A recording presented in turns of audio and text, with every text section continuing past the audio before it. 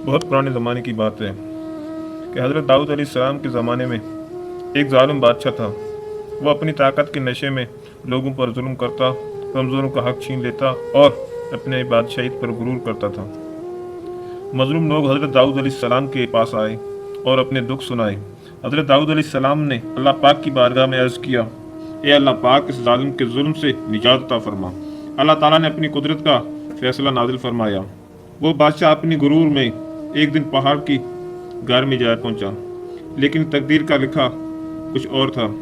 वहीं उस पर ऐसा वक्त आया कि दुनिया की सारी दौलत ताकत वहीं उस पर एक ऐसा वक्त आया कि दुनिया की सारी ताकत बेबस हो गई। अब वही बादशाह जो कभी अपने गुरूर में किसी को खातिर में न लाता था, तन्हाई में अपने रब को पुकारने लगा। रो रो कर कहने लगा, ए मेरे रब पाक, मैंने उम्र भर तेरी नाफरमानी की, मेरे सजदों में इखलास न था, लेकिन आज मैं तेरे दर पर आजिज़ बनकर आया हूँ। अगर तू मुझे बचा ले तो मैं तेरी राह इख्तियार कर लूँगा। अल्लाह ताला अपने बंदे की सच्ची तौबा को रद्द नहीं फरमाता। उसकी फरियाद अर्श तक पहुंची, रहमत इलाही जोश में आई। अल्लाह पाक ने हज़रत जिब्रील अलैहिस्सलाम को हुक्म दिया कि मेरे इस बंदे की मदद करो।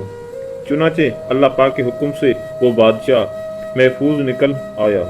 जब वो हज़रत दाऊद अलैहिस्सलाम के पास पहुंचा तो हैरान और परेशान था।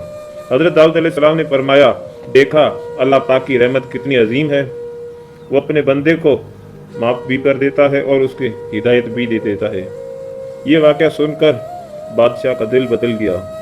उसने सच्चे दिल से ईमान कबूल किया और जुल्म छोड़कर अदल का रास्ता इख्तियार कर लिया।